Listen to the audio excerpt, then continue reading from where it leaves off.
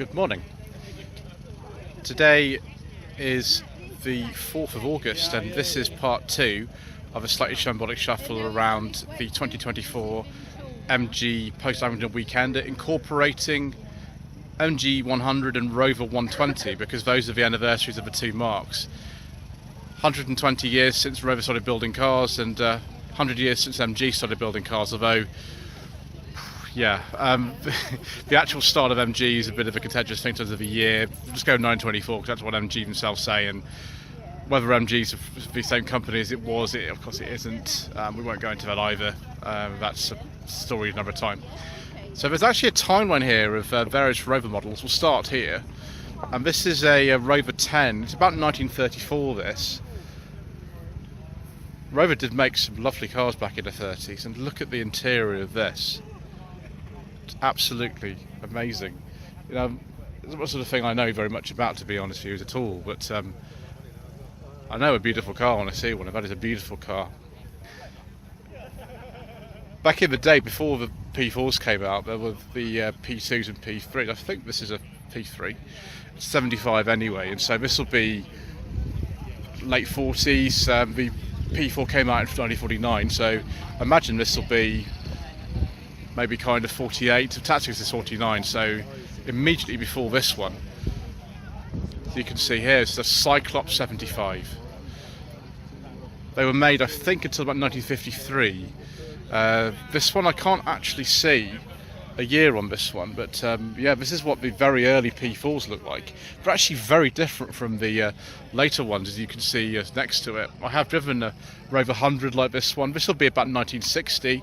You can see the rear end is completely different, the rear window is different. The doors are similar, and the side windows and things. But yeah, that actually a lot of variation between them. This is a very familiar sort of interior to me because I have driven a 61 Rover 100, which belongs to Alex from the Alex's Assets channel. They are a little bit tricky to drive if you're not used to it. There are various reasons for that, we won't go into them here. Mr. Cox there telling me not to get run over by that ZS. Next we got the P5. This is a very late P5. It's a 1973 registered car, although I think it was built in 72. It's a P5B Coupe, owned by Signor Torre, wherever he is, somewhere around here. I have driven this car. I actually drove it in 2022 for the 6,000 subscriber special on the channel. It's very nice, actually. The biggest problem I had with the steering, which is as vague as a very vague vlog in one of these. But yes, I did very much enjoy the sort of ministerial experience of this late P5. They actually had a 15-year production life, these cars.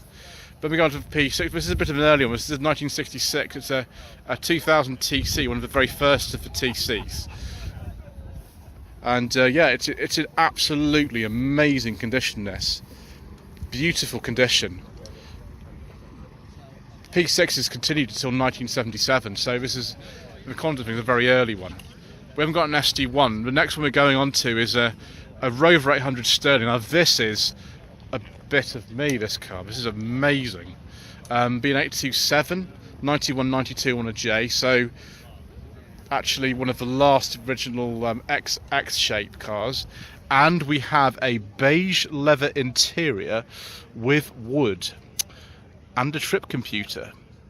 I do like a nice beige leather interior, viewers, and particularly on a Rover Sterling. So yeah, very, very late one for the XX, a pre-facelift one. So I think actually it's 91 only. And then early for the Rover 200. This is one of the very first R8. It's a 214 GSI from 1990. I think this is actually a press car. It's got the optional leather interior and air conditioning. Air conditioning was a very, very rare option on an R8. One thing I would prefer if it was my car, leather interior, great, air conditioning, great. I would just fit some GTI specification wheels, which were an option on these cars. Just look a bit better than the standard wheel trims, but that's just, you know, my kind of opinion really about that. Then we go on to a much later R8. This is a 400, I think this is a 416, this one, with a Honda D series engine. It's automatic. I think this is an SLI. Oh, it's a GSI, yeah, it's one of the later ones. Yeah, the GSI's normally had a sort of different. This was one of the sort of rare sort of cloth interior sort of later GSI's. Be about sort of 1993, something like that. Could be 94.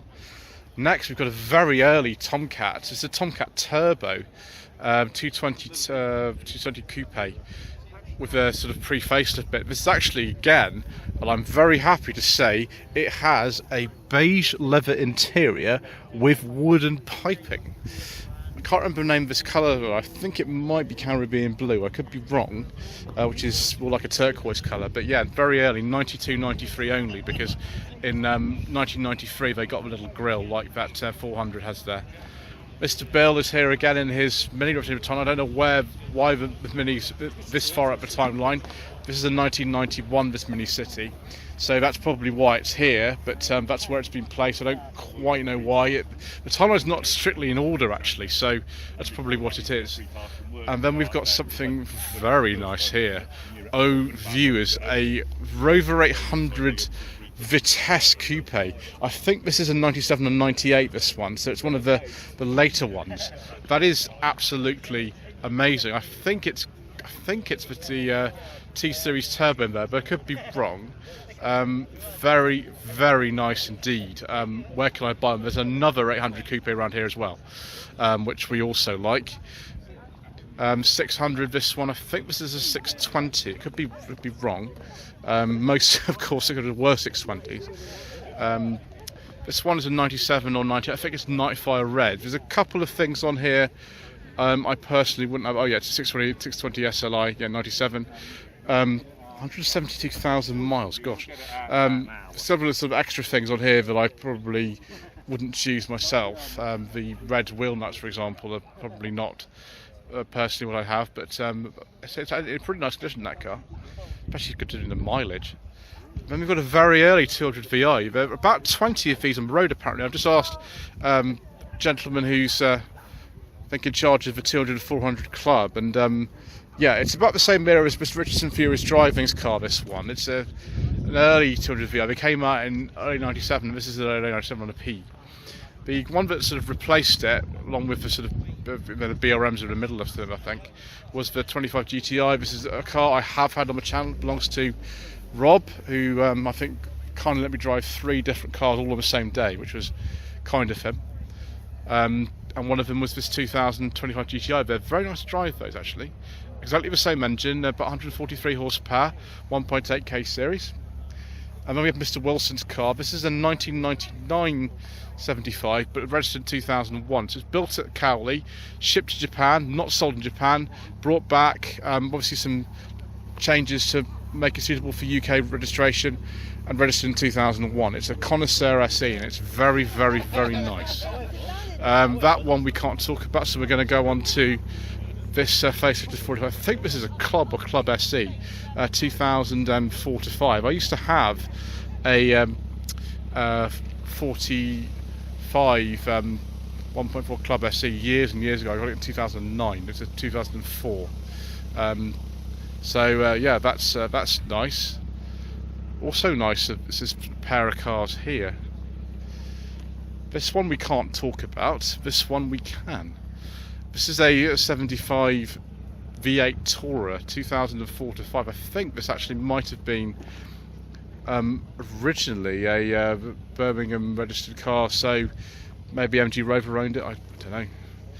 But yeah, Ford Mustang logo is very common to see on these cars because it is an engine out of the Mustang. It's 4.6 V8 with 256 horsepower. Got in here, of course, a very, very nice leather interior with wooden piping. I'm going to say it's beige because that's obviously what we prefer. A lot of the V8s, whether they're a ZT or a 75, do actually survive. There's quite a lot of them left. And then we've got this Lake Streetwise 2005. This one is some nice wheels on this actually. So that's the Rover 120 timeline. Let's have a look at the MG 100 timeline.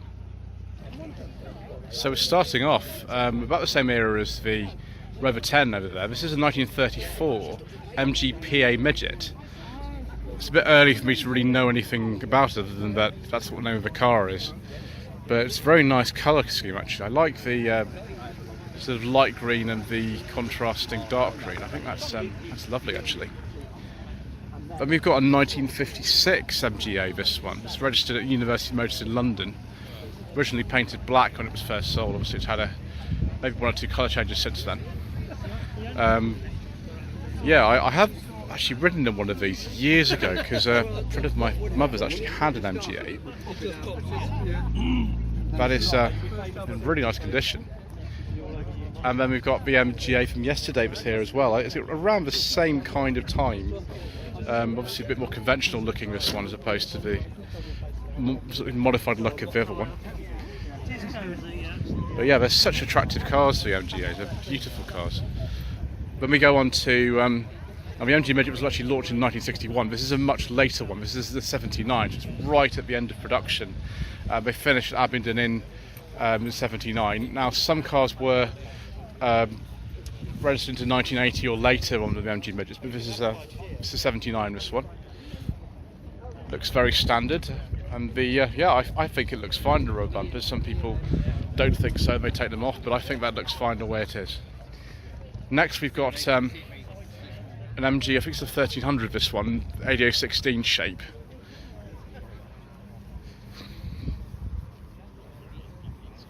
Oh, it's 1100, yeah. So it's 1300, sorry.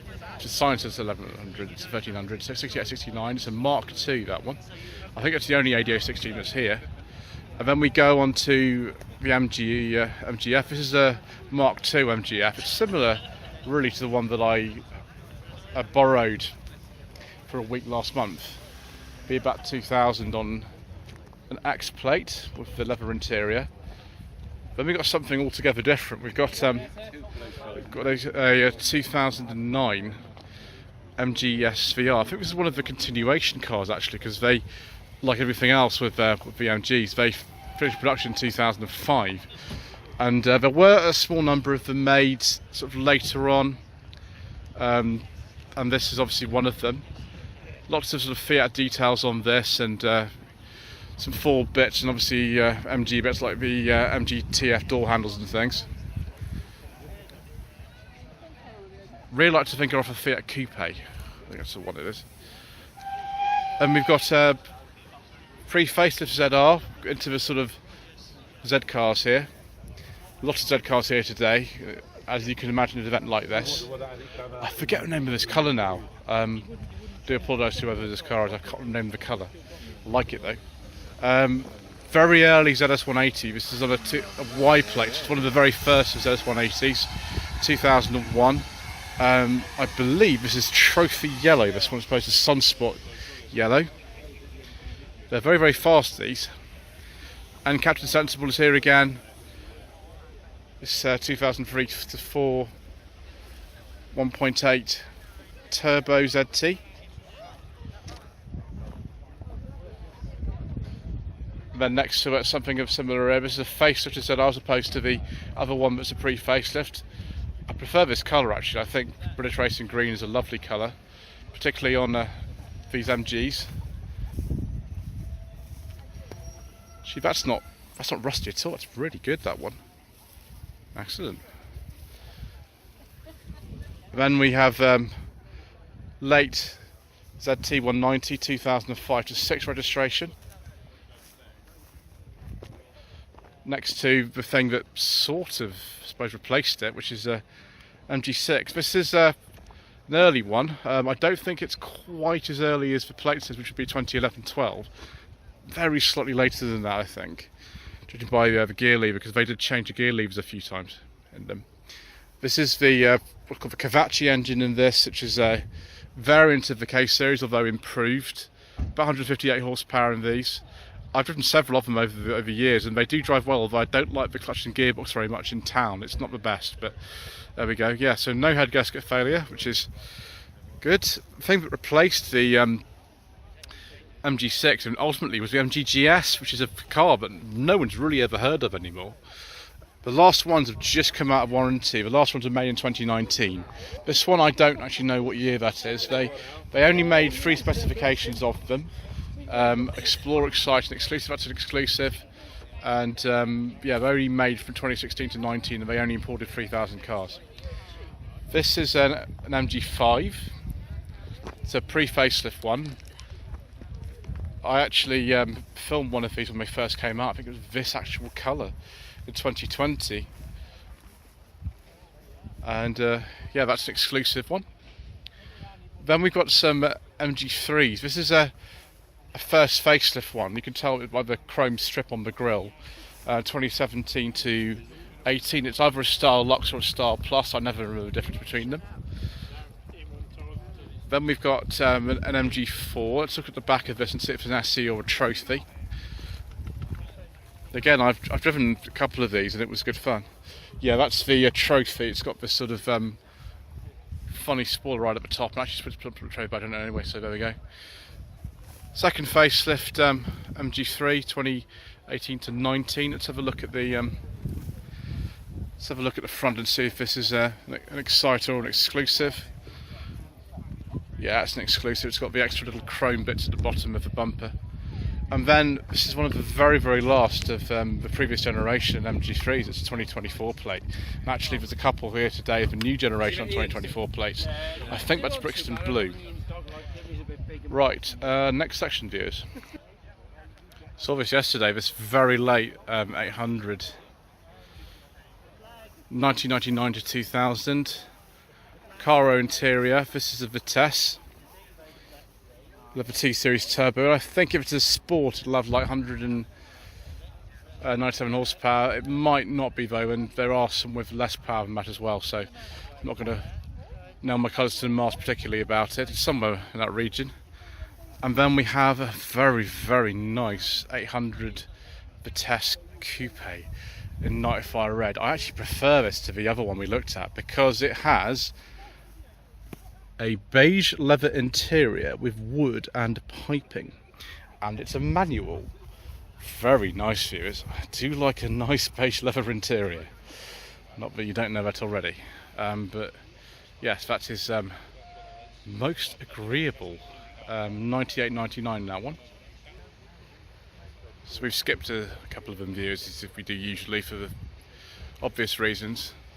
Three-door streetwise, this one, 2003 to 4. Interesting. I do think the earlier ones of these have a different sort of centre console from the later ones, as far as I remember. Go on to this one because I'm not sure about that blue one, but this is a ZT160 2004. That's interesting. It's an automatic one as well. I'd forgotten they'd done an automatic one, but obviously because it's a 75, then yeah, would have done. Oh, that looks nice, viewers. I can't remember the name of this colour now, but it's very similar to the one Mr. Wilson owns. 2.5 V6. It's a 99 Club SE. A very interesting steering wheel. It's a Cowley built one. Japanese spec car. Okay, it's just the same sort of thing. It was registered in May 2001. It's the same sort of batch of things. See loads of options on that one. Right, we're gonna just be careful here, viewers. We will avoid what we need to avoid. Why has that got a Japanese thing on the back of it? Is this another one of them that was built at Cowley and then kind of not registered till 2001 because it went to Japan? I'll take a look. Maybe the information sheet will actually tell me. Yeah, say wheels and everything, so it probably is. Ah, there we go. No, this isn't one, it's just a normal 99. Neptune Blue is apparently the name of this interior. It's like a very rich colour. That's it's nice. Wedgwood Blue is the name of the exterior colour. So we've skipped various ones here, viewers, for reasons that are obvious. 99 to 2000, 2 litre V6 75. Probably a connoisseur. Could be a club actually. Some sort of clubs come with leather interiors. But yeah, it's another Cowley built one. And someone's just bought this AC Cobra replica here for reasons I don't quite understand, but I don't need to, because there's always room at a show for a nice AC Cobra replica. So that's fine, no problem there. What do we have here, viewers? Or is it something I need to run away from? No, I'm not running away, actually, this time. This looks like a ZT 180 automatic version. Again, it may have been registered possibly by MG Rover themselves, I don't know. A lot of Birmingham plates designated sort of MG Rover Preston Fleet cars towards the end. Now this looks like a Land Rover Series 2A from memory. Definitely some variant of Series 2 with the dials down there, unless it's a lightweight, which it isn't. That's nice. We're now going to take a slight detour and go and look at some DAFs and a Volvo. So, this is a DAF 55 Marathon Coupe.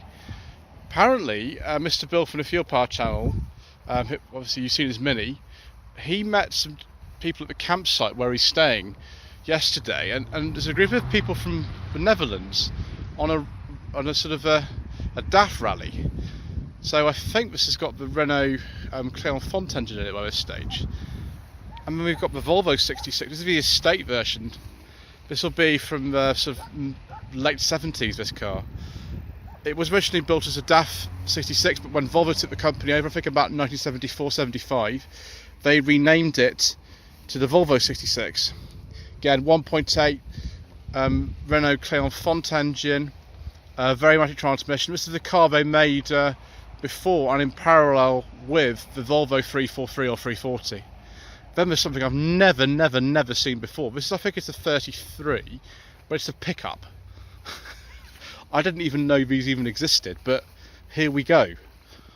Isn't that bad? Wow. And then another, I think it's another Marathon Coupe, it'll be a 55, with a rear wiper for some reason. That is just extraordinary. Have a look at the interior there, again with the Variomatic. I think the only transmission ever available with any DAF before the Volvo 340 was a Variomatic with the runabout CVT made by Van Dorn. There we go. Unexpected detour. We'll get back to the main show now. 2002 75 V6 of some description. Could be the 2 litre actually at this stage, it could be the 2.5. I'm not actually sure. But very nice anyway. 3 SVs and SVRs here today. There's that 2009 car we saw. And then we've got a couple of earlier ones.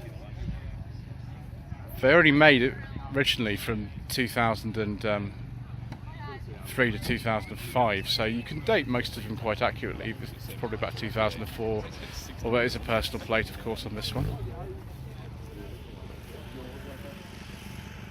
The SV was pretty powerful, but of course you know, the SVR is even more powerful. I did a walk around in 2021 of a very rare SVR automatic. It was similar colour to this. It had done some ridiculously low mileage. And yes, of course, those are Fiat Punto Mark II headlamps. So this car belongs to Dan, who's lent me one of the other cars for the weekend. This is a ZTT 180 SE. This is a rare specification for these. It has the automatic gearbox in it and some other bits and pieces. He's a professional, and basically. And then Mr. Cox from Cars with JC has his very lovely 25 here. It's not completely perfect, but he's done a lot of work to it, and the engine bay in particular is beautiful, and he's put the chrome mirror caps on, of course. Philip is just over here, is driven all the way from Germany in this right hand drive German registered ZR. He's got several MGs, he's just happened to have bought this one with him this time. I think it's a 160 from memory. Right, next section. The only other Mini that's here is this 98-99 Mini Cooper Mark 7. That looks really good. With these classic minis, it's a bit like the Forth Bridge. Once you begin to find rust and you think you've done the whole car, rust appears again. So the owner who's got that has obviously been looking after it. Yeah, interesting. It's a BL, like a lot of the old Abingdon sort of works minis were M60s. I think this is Sunspot Yellow Monogram, or was it just a Trophy Yellow? Anyway, the Trophy 160 was a special edition towards the end of the MGF's life. This is 2001, but discontinued in I think February 2002.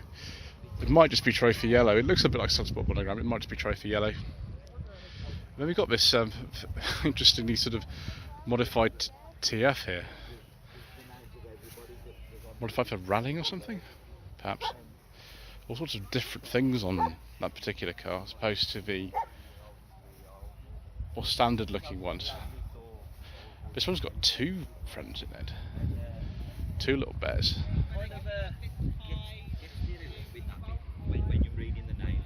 Interesting interior as well, very sort of individual. It's actually got ABS, that particular TF. Not all of them had it until 2004, I think, was when they got it. Just the sort of last opportunity to actually fit it before legislation came in demanding all cars in the European Union had ABS. I think from 2004. Back to 2003 TF. 2004 to 5 TF. Very similar, of course, on the interior to the Mark II MGFs, and actually the back ends look very similar as well. So the front's the easiest way to tell an MGF and a TF apart. Early TF, 2002. Most of them did have this sort of black interior in them. Cup holders are not the strongest suit of a car like this. Not really the strongest suit at all. Anyway, I think that's it for part 2. There are some more cars to film, so we'll go and do those now, and we'll go into part 3. Thank you ever so much indeed once again for watching. Please don't forget to subscribe to the channel, like this video, leave a comment below. We shall see you again soon for some more incorrect information.